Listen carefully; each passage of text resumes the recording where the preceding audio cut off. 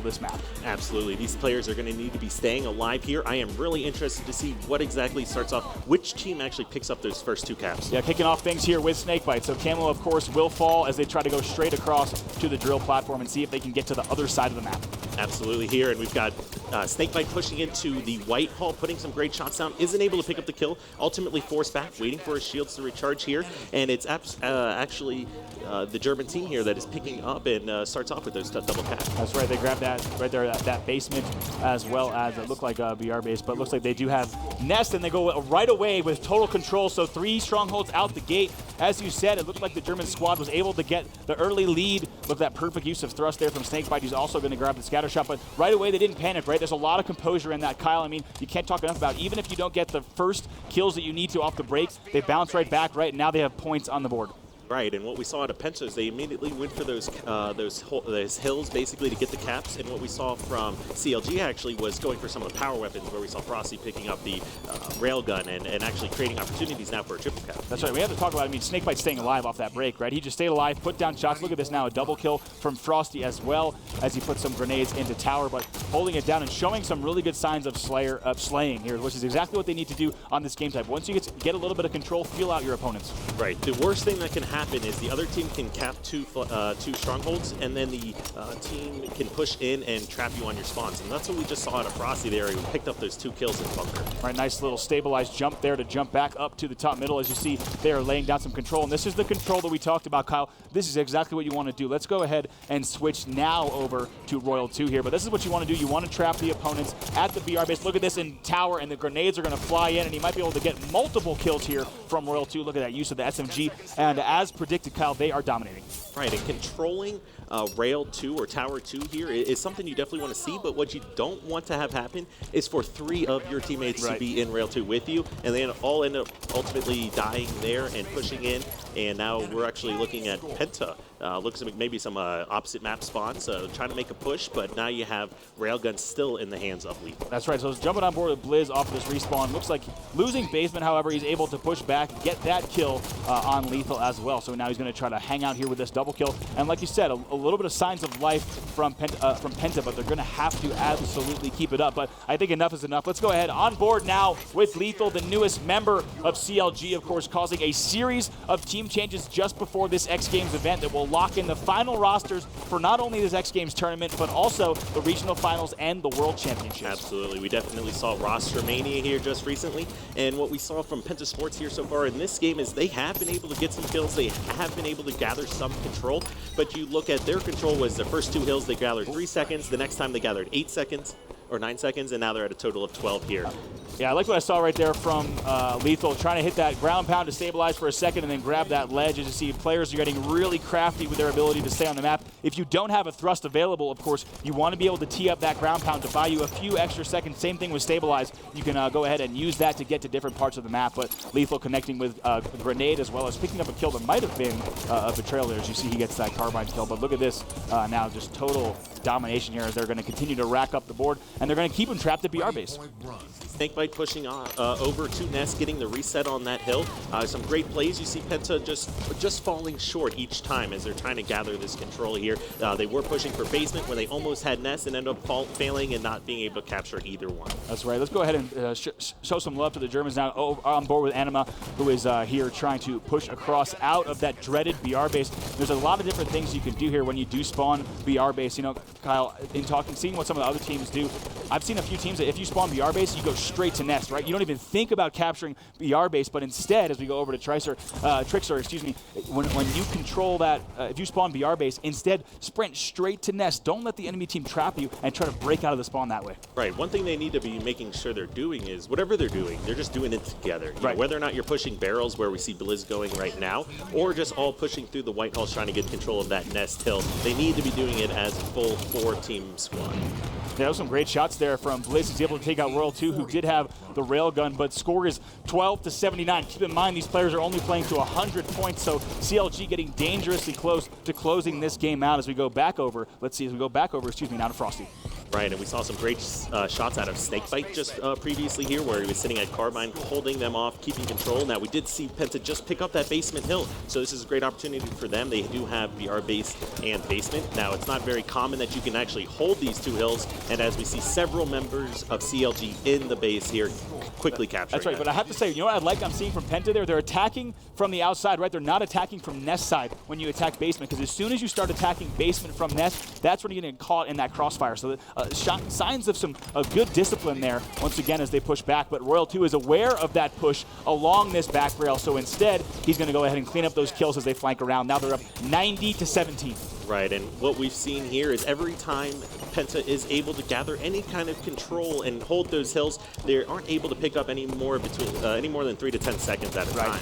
And then now look at this, Royal 2 also laying down great shots. He's going to get cleaned up, but not to worry as we go. Let's see, back over to Trickster, stay with him off the spawn. They are now up, let's see, 90-24. So Penta putting some points on the board. What they need to do now is try to lock down that control, but of course 2 members dead, not going to be easy. Right, and we only have 7 seconds left in this game here right now as far as hill time controlled. I don't see Penta being able to gather any kind of control or get a big enough push together to actually gather this. That's right, so now it's 96-97. That's going to be it, as they will not lose this last point, I don't believe, and that is going to be the game there. CLG is going to be able to close this out now, 100 points to 24, so CLG, a little bit of a warm-up match for them. Same thing that Nate had said, right? Looking at these first round 1 matches in group play as a little bit more of a warm-up as they're playing against teams that really haven't made a name for themselves yet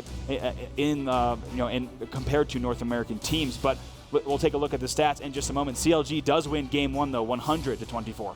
Right, and you saw, like we were talking about before, just small sections of time that they're able to accumulate there. They weren't able to hold enough control. You see just too much slaying power from CLG, too much teamwork coming out if you can take a look at some of the assists, or even just looking at the damage dealt here currently on the screen right now. You see 3 members of CLG above 2,000, and you only see 1 member of Penta above 1,500. Right, yeah, taking a look at that. We'll see if we can get a switch back over to the kills in just a moment. But, I mean, incredible stuff there from CLG, and I think they knew if they just played their game nice and slow that they were going to have no problem closing it out, and that's exactly what they did. Despite the fact they lose those 2 early strongholds, they know how to play that long game, right? You don't panic, and that's going to be the sign of a veteran team.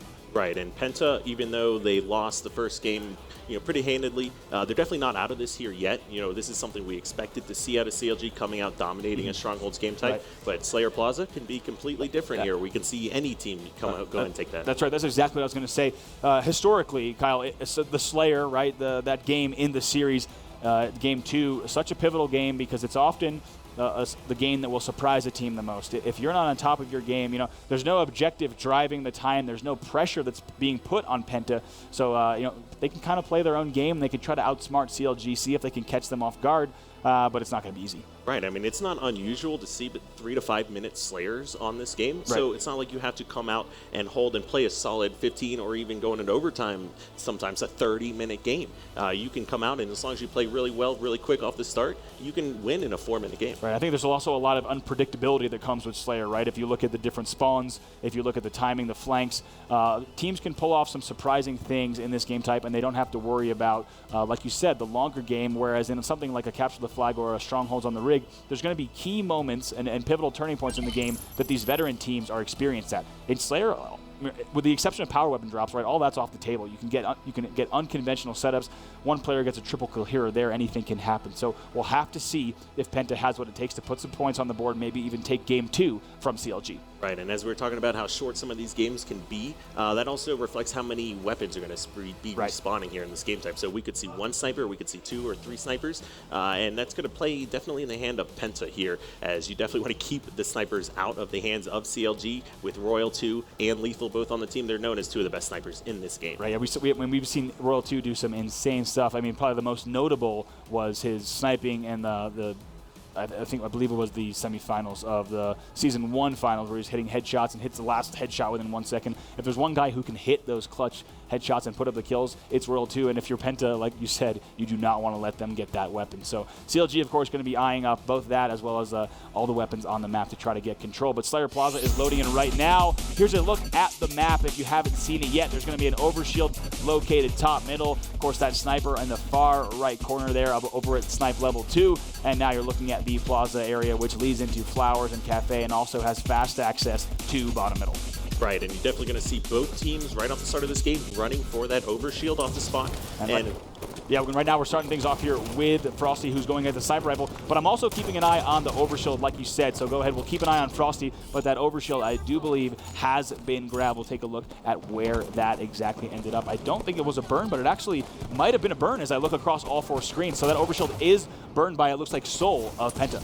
Right, and definitely kind of a slow start to this game. Normally you'll see a few more extra kills to start. You do have the sniper in the hands of Frosty, and that was someone we didn't even touch base on in regards to the slaying and sniping power on this team. And it looks like Penta was trying to push in there with the assault rifle, but lots of help coming from Frosty's teammates, so he's going to be able to stay alive. But look at this, taking a look at the scoreline now, 6-3. So of course Penta putting a few kills on the board, but right now is where they need to be really diligent, right? You cannot let Frosty start to rack up kills and run away with a lead this early. Right, and now you see him on top dip right now with the sniper here. Not a position you normally see, but like we saw from Allegiance here earlier in the day, it doesn't really matter where you snipe from. You can just constantly be rotating around to your teammates and consistently catching the other team off guard. Right, especially on a Slayer, right? Because you don't have the pressure of the team maybe pushing your objective all the time. Instead, using that fast route up, back to top, middle. And look at this, look how tight CLG is, right? They're pushing around with the team. That's what you have to do on a lot of these maps. You need to be able to focus around, collapse on the enemy, and trap them in their spawn. Right, and even more so on Slayer as opposed to a Capture the Flag or a Strongholds game is you can take all 4 members and just run and hide bottom center here right now, and it's not going to affect the outcome of the game. And, you know, something else I got to point out is we haven't really even seen Frosty get to use the sniper rifle yet because his team is pushing so fast around the map, and he's supporting and he's ready to shoot, but it looks like his team is racking up kills. Finally, he will fall, so we'll go over to the other side with Soul on Penta. He has the sniper rifle in hand, but Kyle, I have to say, this is exactly what Penta did not want to happen, as now it is 6-14, but they are definitely staying in this match as we go over to Blizz. Absolutely, and you know, we did see Frosty fall there. I did like a lot of what he was doing. He constantly was pulling out his secondary weapon and using that to assist his teammates, as opposed to taking the risk for trying to hit that sniper shot and actually pick up the kill. So lots of great plays out of Frosty. He did dive bottom center and lose that, but what we're seeing from Snakebite here right now is some fantastic pistol shots. Oh, I mean, yeah, when you're getting AR'd, it is not easy to close out those kills, especially against a top player like you just saw, but it looks like he's going to try to sneak in here. He will fall, however, score 17-8. The sniper rifle will also fall, and it looks like that is now back in the hands of Royal 2. And now we have an 18-8 lead in favor of CLG. Sniper still in the hands of Royal 2, and like we talked about before, one of the best snipers in the game. Right.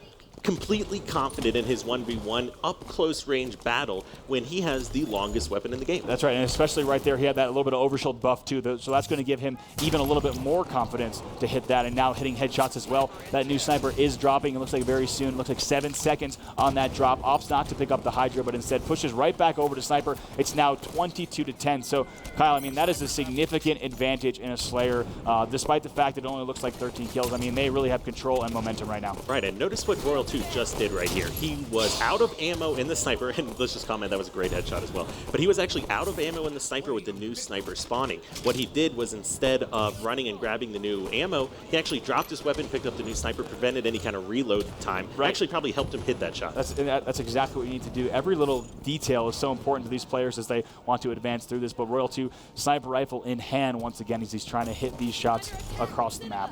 And we're definitely seeing, you know, what we pointed out in some of the keys to victory here. CLG is actually slowing down the pace of the game here to what they want to play. They are wanting to pick up kills without sacrificing any deaths, and that's why we're seeing such a big lead being thrown. It looks like Hydra shots being fired across. One thing that's interesting, we haven't seen Royal 2 or anyone go up to Snipe 3 just yet, which typically you'll see a player pop up there to get some angles, but instead he's been confident kind of rotating around Snipe 2, which is difficult to nade unless you have the angle. So he feels good up here. His team is up 30-12. Right, and he basically has almost half of the map locked down on his own, which creates way more opportunities for the rest of CLG to push around and fight. Right, I love this angle too, because take a look as he's looking down there. Look at that ramp, that's exactly what I was talking about. As Blizz comes around that corner, you have to show your face. He can jump and stabilize and only see the headshot. If he needs to bail out of the way, he can do so, just like that right there, being able to stay alive. So very textbook sniping play here from Royal 2. Right, and we are looking at a 33-13 lead with a one-game series lead already for CLG. They've got to be feeling confident here. Oh yes, indeed, staying on board here. But I have to say, once again, there's score is racking up more and more and more now, 36-14. But off screen, his team is doing so much of the work. So let's go ahead and switch over to Lethal because he and his teammates are rotating around this map. Royal 2 honestly hasn't had that many angles with the sniper, right? Right, and he hasn't had much pressure on him. He hasn't had to worry about watching his own back. You see the rest of his team is really the ones that are actually allowing him to play that way. Right, as now going to push in, as they're going to try to make something happen from Flowers to Plaza as they try to go around to Loop.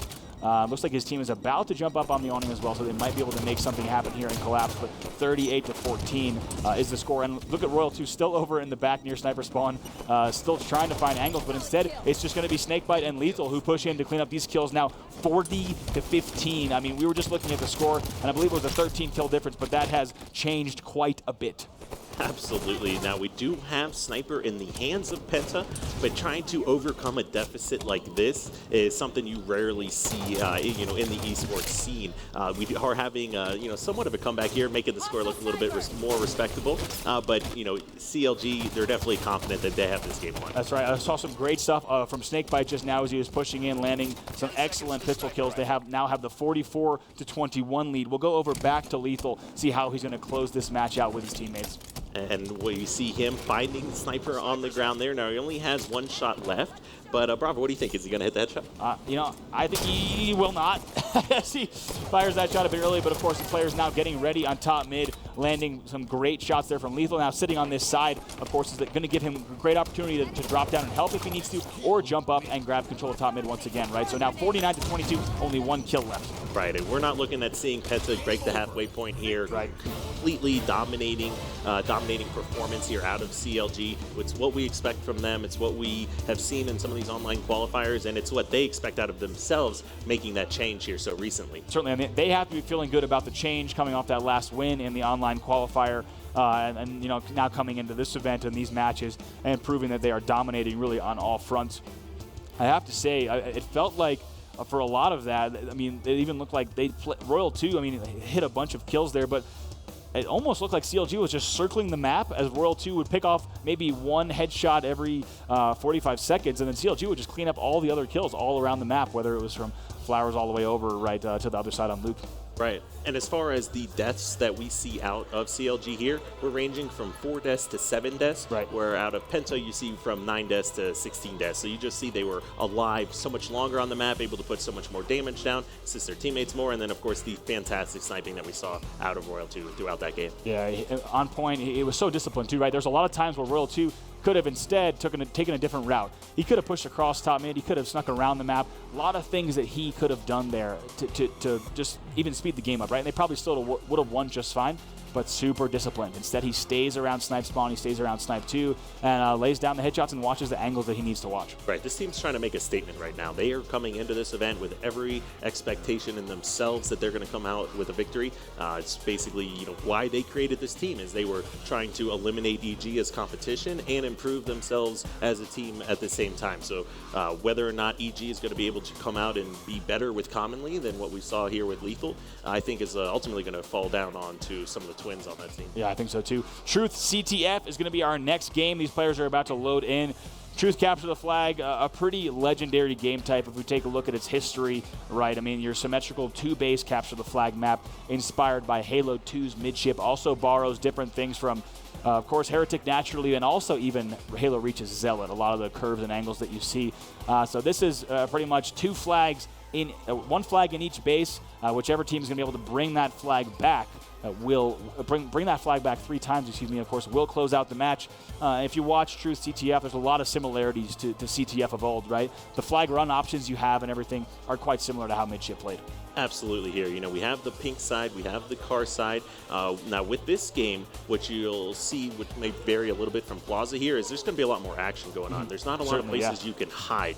You have the bubble spawns, controlling pink 2 is always great as well, but there's always going to be shots being fired. There's always going to be nades being thrown here. You can't sit down and just stop the pace of the game unless you run into those situations where you each have each other's flags in each other's bases, and you actually need to focus on returning your flag. And another is very different also, I think, from Strongholds and Slayer, for those of you who might be new to watching Halo 5, because Capture the Flag requires constant resets, right? You're setting up to grab the flag, and if all the pieces of the puzzle aren't in place, you reset for a moment, you maintain map control, and you try it again. Capture the flag, very different as we look at it as a linear game type compared to the past two. It's all about knowing when to go, when to not go. When do you help keep a player alive? When do you instead go ahead and change the flag run option? You have to know when to bail on a flag route, right? I mean, there's a lot of decision making that goes into truth, and that's when you see the veteran teams lay down the perfect strategies. Yeah, now one other thing to highlight there is it's not a long flag route to cap it. So you could actually see really quick games, or you can see some truth capture the flags being stretched out for the full 12 and even going into overtime, 15-minute or more games. Yes, indeed. Let's go ahead and kick things off now with Lethal, the new member of CLG. He's going to go ahead and push out up Red Street, try to make something happen, and also, of course, lock down Camo for his team as we take a look if anyone is bold enough to make that play. And I think that's actually going to go yes to Lethal. He's going to grab that first Camo of the game and try to make something happen. So here's an example, Kyle, we can talk about where a team needs to slow it down a bit, right? They've already lost a member. So right now, Lethal just needs to get the kills, control this side of the map, and maintain Camo so that on the next push, they can use that to their advantage. Right. You saw they had numbers there. You saw Anima pushing out from Penta, but Lethal was actually hiding Pink 1 with Camo. You saw CLG was having the top map positioning, more control there. And what you want to see out of Penta is actually trying to hide it rather than pushing out and dying when someone has Camo. And both flags are now out, but Lethal using this Camo very wisely. He's able to pick up that first kill and start the flag run. Of course, Deadly Storm Rifle in hand is going to take out Soul, who had the sword. Right, and one thing you do want to point out as well is that when you have Camo and you're running around, you do not show up on radar. Some great kills, picking up a quick double and getting a flag return from Lethal.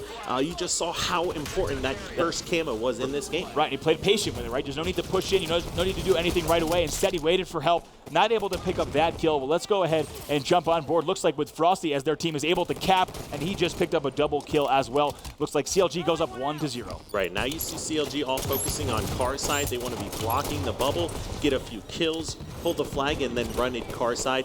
Once that flag is pulled, then you'll see the rest of CLG trying to lock off or cut off pink side rotations into their own base. Right. I gotta say, back to that Camo play, I mean, what a great example of how to use the Camo, and not necessarily in a flashy or obvious way, right? Instead, he hung around the base, he got a triple essentially on that flag return, and his team was able to score. So really, when you have the Camo, you need to fill whatever role. Whatever your team needs help in, you need to be ready to go. It doesn't necessarily mean it's going to be a crazy triple kill or what we just saw, but you just need to fill in exactly what your team needs you to do. Right, whether or not you're just being a distraction for your team, whether or not you're going to be the flag runner, you definitely just want to make sure you stay alive. And here's Snakebite about to bring in this flag. Looks like does not have any resistance back home. Going to tee up the ground pound to avoid being seen by sightlines and getting shot or naded. He brings in, that was a stealth capture. Did you see that? That means he was not shot once on the way home, and he gets a Camo to boot. So talking about those rotations, the Camo spawns 2 minutes from when it was previously picked up.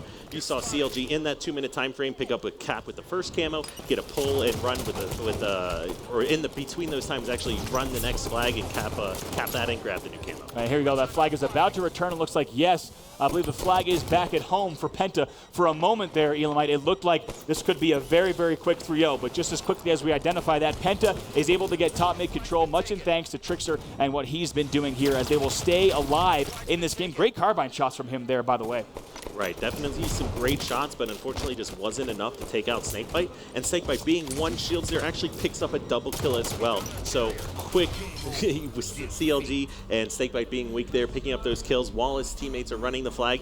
Looks for a quick 3-0. Just as fast you saw it, Penta actually had that top mid control. By the time we even switch on the next point of view, CLG ready to run that next flag once again. And that is just proof that I think CLG knows exactly what they need to do to set up that point, right? And they know exactly which sightlines they need to block. So that's not to say that they played every single situation there perfectly, but they knew exactly what to prioritize there in that game. So big stuff there from CLG. A very, very quick 3-0 from them. 10 kills from Snakebite, 10 kills from Lethal. We'll go ahead and pull up the stats in just a moment. But Frosty picking up 6 kills. Royal 2 only picking up 1 kill and 10 assists. That is pretty incredible, considering Royal 2 is going to be the Slayer on the team. You normally see assists, out of maybe some of the other players, like out of his Snakebite. With this quick 3-0 happening, this was a 3-minute, 17-second game. We talked about how quickly the Plaza Slayer game can play out, where, between 3 and 5 minutes.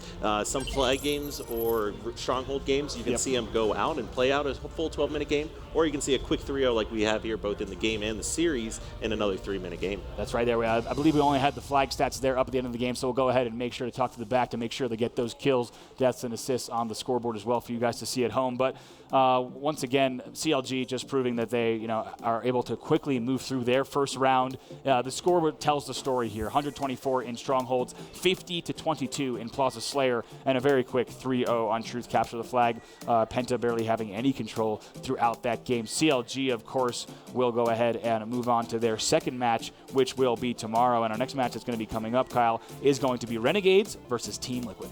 And that's definitely going to be a match I'm really excited for, as well as I also do some coaching with Liquid and work with them. It's my brother's team as well, and if anybody knows Ace, so he's definitely an extremely skilled player, and he's been able to do really well so far with Halo 5, in regards to the X Games and everything that we have going on with some of these online qualifiers. Definitely really excited to see that match. One thing I also kind of wanted to point out is, we have seen both European teams play so far, and they went against the top 2 seeds North American teams. Which is not easy. Right, and the games, I thought the games were actually closer with the Allegiance series they were with this one. CLG definitely looks more dominating than Allegiance right now. Right, yeah. I think also have to note, of course, that Epsilon might be a much stronger team than Penta as well, as Epsilon did have not just moments in their series, but there were serious examples of them controlling the game for minutes at a time. So that was good work by them, of course. I was going to say, before we go over Team Liquid and Ace, could Halo 5 be Ace's best Halo yet? You've seen him play every Halo so far. Well, it's hard to say if it could be his best Halo yet, because he's also the global champion for Halo 4. Right, I was worried about that. Yeah, that might haunt him in terms of that being his biggest accomplishment. But if Team Liquid was to do some damage at the World Championships, I think that $2 million prize pool might take precedence in the history books. If you come out with X Games and the World Championships, then definitely that's going to take precedence. That's true. If any teams or players are able to do that here this year, that would be, a year to remember for them indeed as we embark and continue on this Halo esports journey. But it sounds like we have an interview ready on the floor. Thank you, Brav. I am down here with Snakebite, who just played against Panapak, and I want to get your first opinion on what do you think about Penta and the German teams? They're definitely a really good team. We actually played against them on the warm-up station, and you could tell their shots are really good. The series, really, I just think we were playing really solid Halo, and that's why none of the games were extremely close, but you could tell they definitely are a good team. So I assume you saw the match earlier with Allegiance and Epsilon, and obviously since you played against Penta, what do you think about the foreign quality? Because in years past, it was North America always at the top. But now we're starting to see these other squads emerge. Do you think at some point in the next year or so we could see possibly a European team take first? I definitely think the European scene in general is definitely getting better. Over the years, you could tell they've kind of gotten better and better placings. This year in general, Halo 5 is definitely a different style, so it could just be their game. I think it'll kind of depend if they can win or not. Just depends if they show up to LAN events. Now the big question is Lethal, the acquisition of Lethal from Evil Geniuses. What prompted that move, and what does Lethal bring to the CLG squad? Basically, the reason for the move is just about winning. With him on the team, we just feel like we could be a much more dominant team than we could have with Ogre 2 on the team. We definitely were considered one of the best teams with Tom, but now that we kind of took Lethal from EG and brought him to our team, we just feel like we could dominate more. And I think he just brings more slaying power and maybe a little bit more knowledge to Halo 5 in general. Okay. Lastly, what squad are you most worried about here? Because everyone always expects like that CLG-EG rivalry, but at the same time, neither of you are the number one seed here. Allegiance is the number one spot. The easy cop-out answer is to say we're not overlooking anybody, but if you had to expect who you're going to play in the finals of this event, if you made it there, who would it be? I think we'll play EG in the finals, but if I had to pick one other team that I'm most interested in watching, it'd be Renegades, because they've just been really good online, and just see if it transitions over, for sure. What is it about Renegades that makes them so good? Halo 5 is still a relatively new game, so people have different play styles. They play extremely fast, and when we first played them, it was just something we weren't used to, and I think that they play probably the fastest. They're probably the fastest team out of anyone right now. Very interesting. Thank you for your time, Snakebite. Good luck the rest of the event, and we're going to throw to a quick commercial break. Ladies and gentlemen, welcome to the top 5 plays from the third